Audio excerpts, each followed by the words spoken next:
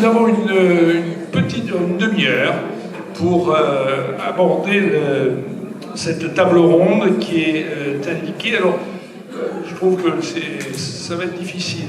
Alors, comment faire mieux communiquer la clinique et la recherche pour développer les capacités des personnes? Alors, oui, il faut faire mieux communiquer très probablement la clinique et la recherche, certainement développer des programmes tels que celui que vous nous avez montré, qui doivent se démultiplier. Est-ce qu'il y a des choses à dire précisément et est-ce qu'on est en position de pouvoir améliorer cette communication? Mesdames et messieurs, je vous laisse la parole. Si vous avez des idées sur le sujet. Merci. Moi, j'ai été assez frappé en écoutant mes deux collègues. Moi, j'avais absolument pas pris connaissance en fait, de l'intervention. Alors évidemment, je connais un peu leurs travaux, etc. Donc j'étais très heureux. Première chose qui me réjouit, c'est qu'on est tous les trois dans l'université Paris-Cité. Et je me dis, quelle belle université quand même que la nôtre. Déjà, première chose, il faut quand même se lancer des fleurs de temps en temps. La deuxième chose qui me frappe particulièrement, c'est ce qu'on appelle l'evidence-based. C'est-à-dire qu'en fait, quand on ne sait pas quoi faire, généralement, on essaie de faire des trucs, parce qu'il faut bien faire des choses quand on est devant un patient, un élève, un proche, dont on ne sait pas quoi faire. Donc on fait des choses. Ça, c'est de l'humanité. Ça remonte aussi vieux que la nuit des temps. Vous savez, première preuve de culture, c'est on répare un fémur, quoi. On trouve des traces dans les tombes de fémurs réparés. On dit c'est le premier vraiment signe d'humanité, c'est l'empathie, l'aide, etc. Mais on ne sait pas si on fait bien. On fait des choses. Et la question, c'est comment ensuite on évolue dans une société de plus en plus scientifique, et c'est bien d'avoir de la science pour évaluer ce qu'on fait. Alors, dans le champ du handicap, on a vu tout naître, on a vu des fausses représentations, et moi ça m'a frappé, Cyrielle, ce que tu expliques, hein, c'est ce qu'on appelait les mères réfrigérateurs, quel terriblement, parce que quand on ne savait pas expliquer l'autisme, on accusait les mères, pas les pères bizarrement d'ailleurs, hein, on accusait les mères d'avoir été des personnes froides, etc. Et puis ensuite on a avancé dans la compréhension scientifique. Ça, la recherche a permis de comprendre qu'il y avait des causes génétiques, donc personne n'était coupable, et on a inversé cette relation, et puis on a développé une meilleure compréhension, et on développe l'empathie, puisque quelque part, quand on explique, c'est intéressant d'ailleurs de voir ça dans d'autres champs, dans le champ par exemple de la cancérologie, on a tendance à avoir plus d'empathie avec quelqu'un qui a un cancer dont il n'est pas, entre guillemets, responsable, parce que personne n'a de son cancer, mais que par rapport à un cancer du poumon quand on est fumeur. On a moins d'empathie pour quelqu'un qui a un cancer du poumon quand il est fumeur, alors qu'il est fumeur, que pour quelqu'un qui a un cancer du cerveau, dans lequel il n'y a pas de cause liée au tabac. Vous voyez un peu le changement, la compréhension de la cause. On dit, bah oui, tout le monde qui fume ne développera pas un cancer, donc il y a des facteurs aussi biologiques, on n'est pas tous égaux face au tabac, etc. Donc on développe des cancers. Vous voyez comment on change aussi dans un autre cadre la compréhension des choses, et comment on développe une certaine humanité. Et puis, l'étape d'après, une fois qu'on a expliqué, qu'on a compris en termes de recherche, c'est la question de l'intervention. Est-ce qu'on peut, par cette connaissance qu'on a acquise scientifiquement, améliorer ce qu'on fait? Et ça, c'est vraiment quelque chose de crucial dans le champ du handicap, parce qu'on voit des choses fleurir dans tous les sens qui ne sont pas évaluées. Et c'est ça, à mon avis, le plus important, c'est de se baser sur les évidences acquises de la recherche pour faire du soin, pour faire de l'éducation, pour faire de l'intervention auprès de l'entourage, etc. C'est vraiment cette question-là qui me semble essentielle. Non, je la pose à tout le monde. Oui, je suis complètement d'accord. Effectivement, il faut évaluer ce qu'on fait, il faut essayer de proposer des choses aussi. Et puis, alors, en gardant une posture éthique, évidemment, on ne propose pas tout et n'importe quoi. Mais c'est pas simple, cette recherche de terrain. C'est pas simple, c'est crucial, mais c'est pas simple parce que c'est une recherche qui est coûteuse, qui prend beaucoup de temps, qui parfois, après plusieurs mois d'évaluation, ne donne rien du tout. Alors des fois, ça peut même être pire, ça peut être donner des résultats inverses à ceux à quoi on s'attendait. Mais elle est cruciale, et c'est vrai qu'il y a beaucoup de choses. Alors dans le champ de la sensibilisation à l'autisme, il y a beaucoup de personnes qui sensibilisent les élèves, les professionnels à l'autisme. Au début, je me suis intéressée à ce sujet, je trouvais ça très bien, je me disais c'est génial, les interventions, les sensibilisations. Et puis plus on prend conscience de la littérature, plus on se dit attention, attention parce qu'il ne faut pas sensibiliser n'importe comment, parce qu'on peut aussi avoir un effet inverse. Parfois, quand on sensibilise, on va expliquer ce qu'est l'autisme, comment fonctionne une personne autiste, et sans le vouloir, on va diffuser des stéréotypes assez négatifs en fait sur l'autisme, parce qu'on va dire, de manière avec aucune mauvaise intention, mais que la personne, elle sait pas faire ci ou elle sait pas faire ça. Et en fait, la personne, elle va intégrer, les élèves, les jeunes enfants, ils vont intégrer ça très vite, et ça va pouvoir jouer sur leur comportement. Donc voilà, sensibiliser, former, expliquer, c'est bien, mais il faut quand même faire attention à comment on le fait, et surtout évaluer derrière si on fait pas de bêtises, quoi, si on ne va pas renforcer des choses chez les personnes. Et ça, c'est vrai pour toutes les interventions. Là, l'accompagnement des parents, eh bien, c'était pas si évident au départ que de faire réunir des parents tous les 15 jours. Il y a eu des séances qui étaient, pour en avoir animé certaines, qui soulèvent beaucoup d'émotions chez les parents, parce que déjà, ils n'ont pas forcément l'habitude de se retrouver ensemble, et puis on aborde des thématiques qui ne sont pas toujours simples. Eh bien, voilà, c'était quand même important de savoir si on n'allait pas leur faire plus de mal que de bien, ces parents, donc de pouvoir vérifier que derrière, non, il y a une amélioration de leur qualité de vie, etc. C'est vraiment hyper important. Et pour ces projets interventionnels, pour essayer de faire le pont avec la question du départ, vraiment la démarche participative, c'est-à-dire impliquer dès le départ les parties prenantes, les personnes autistes quand c'est possible, les familles, les aidants, à la réflexion de qu'est-ce qu'on va proposer, comment on peut faire, eh bien c'est fondamental. Là aussi, c'est fondamental, mais c'est difficile. C'est difficile parce qu'il faut un temps où on va essayer de parler le même langage, de mettre un petit peu en convergence nos intérêts communs, et c'est pas évident, mais je crois que c'est un peu l'avenir, quoi, de vraiment prendre ce temps, de se poser autour d'une table avec des familles et de dire ok, qu'est-ce qui peut être important aujourd'hui dans votre accompagnement, quels sont vos besoins, comment on peut faire, comment vous envisagez vous les choses, qu'est-ce qui est possible. C'est comme ça qu'on proposera aussi des dispositifs qui vont être non seulement efficaces, mais aussi acceptables, c'est-à-dire où les personnes elles vont pouvoir se rendre une fois tous les mois à un tel endroit. Ça sert à rien de faire des choses où les personnes elles vont pas les utiliser parce que ça va pas être adapté à leurs besoins et à leurs contraintes. Il y a un autre aspect en fait qui est aussi important quand on essaie de penser les articulations entre recherche clinique ou pédagogie, c'est aussi de considérer deux choses. Un, l'acceptabilité de ce qu'on va proposer, c'est-à-dire qu'il faut qu'il y ait une notion d'acceptabilité, d'où l'enjeu de la recherche participative et collaborative, c'est qu'effectivement on aboutisse à des solutions qui soient acceptables, et c'est pas un vain mot de proposer des choses qui soient acceptables, notamment dans le cadre de l'articulation autour des apprentissages et de la prise en charge dans le milieu scolaire ou extrascolaire. Donc il y a cette question d'acceptabilité. Il y a la question aussi, et je pense que c'est une question un peu fondamentale, c'est aussi le rôle du politique et de la politique publique, et comment la recherche interagit avec les politiques sur des domaines qui sont complexes, parce que les politiques n'ont pas, et je pèse mes mots, de culture scientifique. Et que donc quand on fait effectivement un nouveau projet de loi, qu'est-ce qui se passe ? Globalement, il y a des auditions qui sont organisées avec finalement des sélections de personnes qui viennent devant les politiques dire des choses très différentes, et avec finalement des politiques qui fonctionnent quand même très fortement sur des modalités et des biais extrêmement ancrés. En gros, c'est du biais de confirmation, c'est-à-dire qu'ils ont leurs opinions préétablies, ils vont écouter un panel d'experts et ensuite choisir chez ces experts, en gros, le discours qui est le plus en adéquation avec ce qu'ils voulaient déjà mettre en place. Mais ça, il y a une vraie révolution à faire du point de vue de la culture scientifique dans ce pays. Et ça, c'est pas un vain mot de le dire. C'est-à-dire qu'on a besoin de faire une révolution à 360 degrés de notre personnel politique pour qu'il soit en mesure, effectivement, de comprendre qu'en fait, on n'a pas tout à fait les mêmes statuts. C'est-à-dire que quand quelqu'un vient parler avec une véritable expertise dans le domaine, c'est pas tout à fait la même chose que quand on a pris la dernière personne qui était très médiatisée sur cette question-là. Parce qu'on voit bien, effectivement, les problématiques qui se posent. Et ce qui nous amène à une autre problématique, et c'est là, effectivement, quand on pense les articulations entre recherche, société et donc, effectivement, en clinique, il y a aussi la question des médias. C'est-à-dire qu'il y a un travail à faire auprès des médias qui est hyper complexe, et on le voit bien. C'est-à-dire qu'en fait, ils vont choisir dans un pool d'experts qu'ils ont autoprogrammé experts sur ces dimensions-là, qui viennent discuter sur des dimensions comme parfois les troubles du neurodéveloppement ou l'autisme, et dire des choses.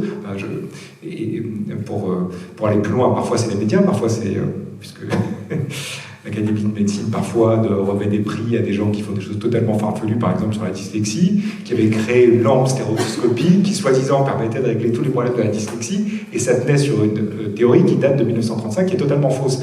Donc c'est bien que les physiciens s'occupent de dyslexie, mais qui s'occupent essentiellement de physique, et puis nous on s'occupera de la dyslexie. Enfin, notre expertise elle est là. Il y a 3 personnes autour de la table qui ont quand même des expertises de ce point de vue-là.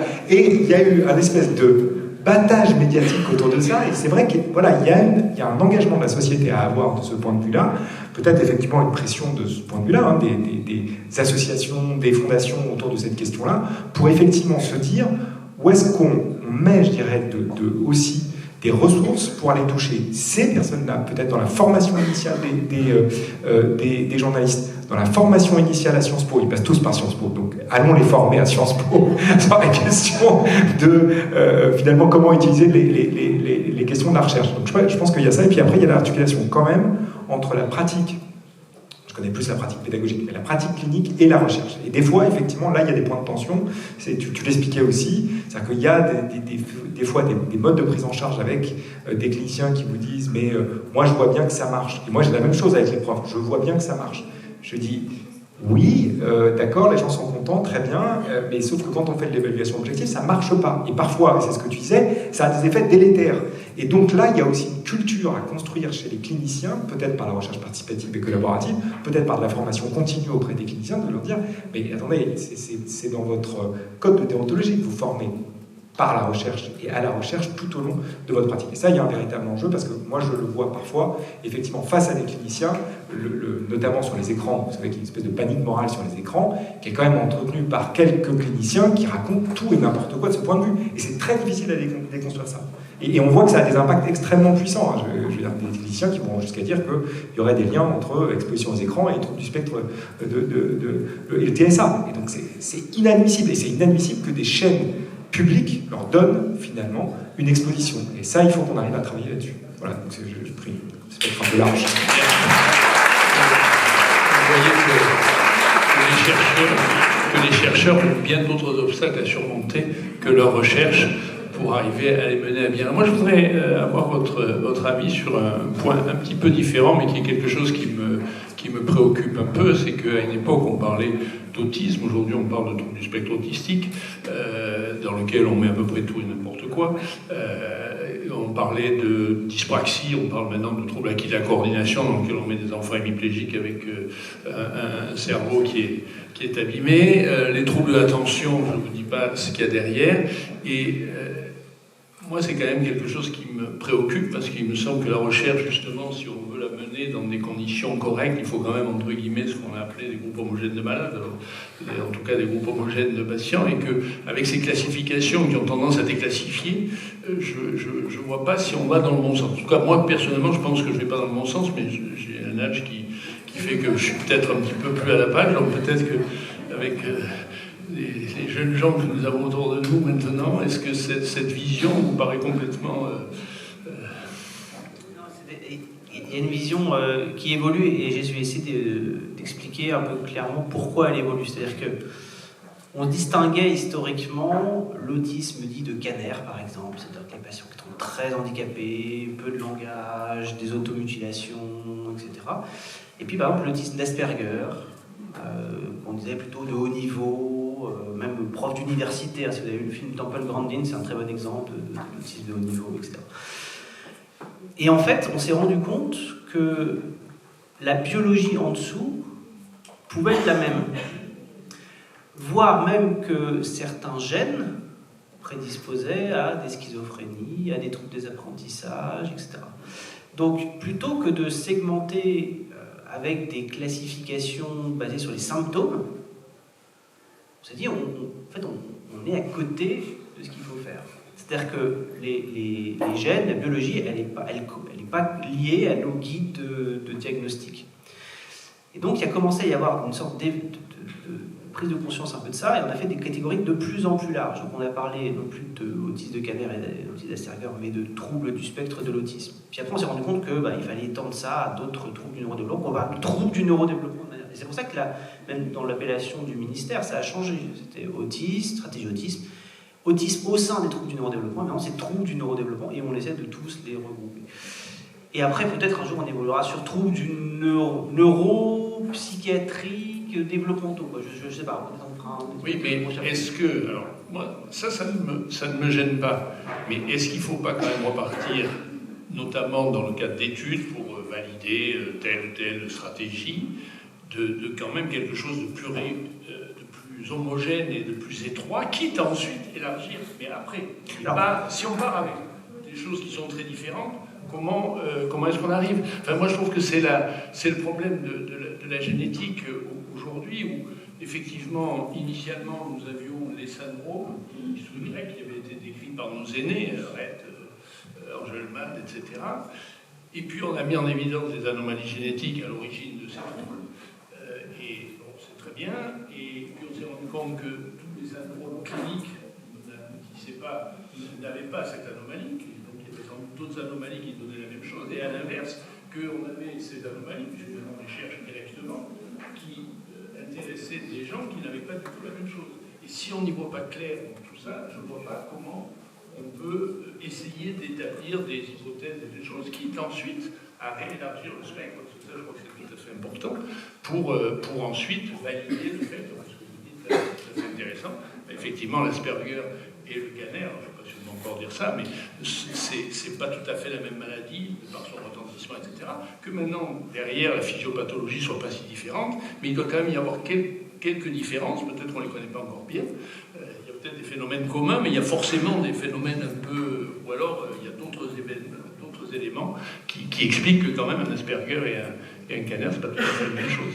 Alors, c'est là, en fait, où il y a deux niveaux de lecture. Je vais parler du premier, puis je vais laisser mes collègues répondre au deuxième, parce que je ne suis pas si compétent que ça sur le deuxième. Mais si on veut faire des interventions qui traitent la cause, ça, par exemple, je veux, par exemple, traiter la maladie génétique, guérir la maladie génétique, perspective à très long terme, hein, mais il y a des essais comme ça. Dans le syndrome d'Angelman, par exemple, il y a des essais cliniques de thérapie génique, etc. Bon, donc je suis dans cette modèle où je trouve la cause de la maladie, et ça, peu importe que l'enfant soit dyslexique, autiste, avec un trouble du développement intellectuel, avec une schizophrénie, je sais pas, j'ai la cause et j'agis sur la cause. J'ai besoin de m'affranchir des classifications traditionnelles et d'aller sur la physiopathologie, et peu importe la classification. Deuxième niveau de lecture, je fais de l'intervention symptomatique. Par exemple, je rééduque, et à ce moment-là, je n'ai pas tellement besoin du gène, et j'ai plus besoin d'une grille de lecture qui est pédagogique, environnementale, le sens environnemental, écologique de la famille, etc. Donc je pense que les deux se répondent en permanence. Mais... Oui, non, c'était un peu dans la même veine. Hein, je pense que ce que ça dit de l'humain, c'est que l'humain a besoin de catégories pour penser les choses, et même si ces catégories sont complètement hétérogènes, et qu'au final, c'est difficile souvent de faire entrer les individus dans des cases, hein, ça ne marche pas très bien. Je crois que y a quand même beaucoup de collègues aujourd'hui qui prônent une approche plus dimensionnelle, hein, et moins catégorielle en fait des choses, et je crois que c'est une piste quand même intéressante, avec cette idée qu'entre une personne autiste, une personne schizophrène, et bien peut-être qu'il y a quelque chose finalement, voilà, une espèce de dimension qui serait commune, qu'on pourrait travailler, et finalement, entre guillemets, peu importe que la personne soit autiste ou schizophrène. En fait, ce qui nous intéresse, c'est ce qui les lie. Je dis schizophrénie, mais je pourrais dire déficience intellectuelle, ou autre chose encore. En fait, ce qu'on sait, c'est que derrière tous ces handicaps, il y a quand même des dimensions communes. Et est-ce que c'est pas ces dimensions-là qu'il faut cibler plus que la catégorie, en fait? Une catégorie, c'est assez artificiel au final. Ça aide à penser un peu. C'est ce qui est pas mal, quand même.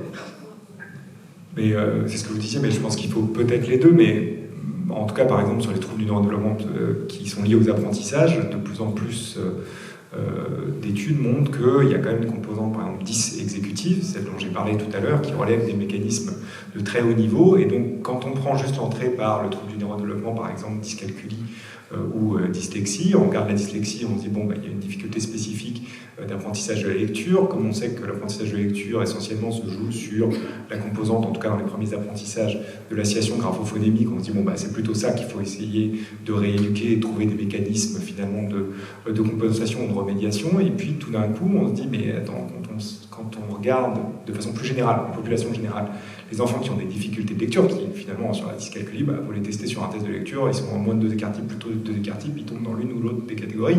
Alors, en fait, quand on regarde l'ensemble des difficultés rencontrées en lecture, on se rend compte qu'il n'y a pas que des problématiques de conscience phonologique, il n'y a pas que des problématiques d'association graphophonique, et tout d'un coup, on tombe justement sur ces fonctions de très haut niveau qui sont impliquées dans l'attention sélective, dans ma capacité à maintenir en mémoire l'ensemble des phonèmes pour les associer entre eux, et que peut-être que c'est justement dans la dimension interventionnelle, sur ces mécanismes, qu'il faut réussir à travailler. Donc je suis tout à fait d'accord, je pense qu'il faut en permanence manipuler les deux systèmes et les deux niveaux, et c'est ça aussi la difficulté, et que ça implique donc qu'on ait des mécanismes quand même, ou en tout cas en dehors du champ clinique, mais aussi dans le champ clinique, qui permettent d'évaluer finement l'ensemble de ces domaines-là. Moi, je suis assez frappé de voir que quand on a aujourd'hui des mécanismes qui sont extrêmement intéressants dans le domaine de la pédagogie, qui est de dire il faut faire des évaluations nationales à temps, je dirais, dans le temps, plusieurs fois chez les mêmes élèves, pour savoir un peu quelles sont leurs difficultés, pour proposer quoi, finalement, de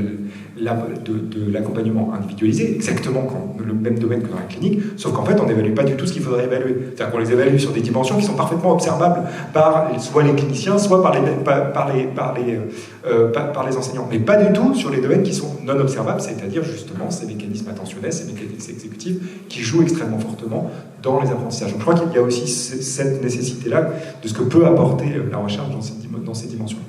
Oui, tout à fait. Ce qui est important, c'est, me semble-t-il, d'être clair, et pourquoi c'est d'autant plus important, parce qu'aujourd'hui, effectivement, et c'est souhaitable, et vous l'avez parfaitement bien démontré, les parents sont une participation, j'ai envie de dire les politiques, les médias, tout le monde participe à ça, tout le monde croit savoir, et que ça entraîne beaucoup de confusion, et c'est ça qui me gêne un petit peu, c'est que finalement, aujourd'hui, j'ai un spectre autistique, mais en fait, il y a des choses extrêmement différentes.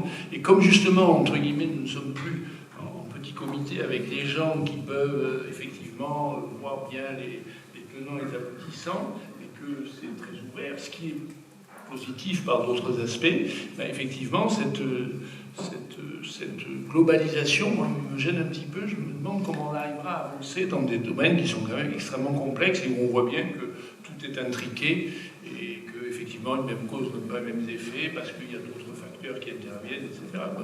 Voilà, ça me paraît très très compliqué si on ne clarifie pas un peu les choses, tout en sachant que je le clarifie, je fais sur cette petite étude et puis ensuite je vais l'élargir. C'est très important. Et avec les deux approches que vous décrivez, à savoir effectivement le gène pour des thérapies très spécifiques, mais aussi les éléments symptomatiques qui sont également importants et qui sont un autre moyen d'avancer.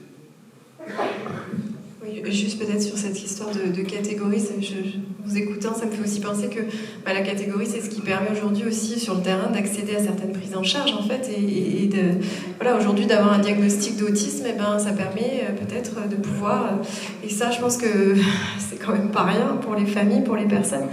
Donc réflexion qui me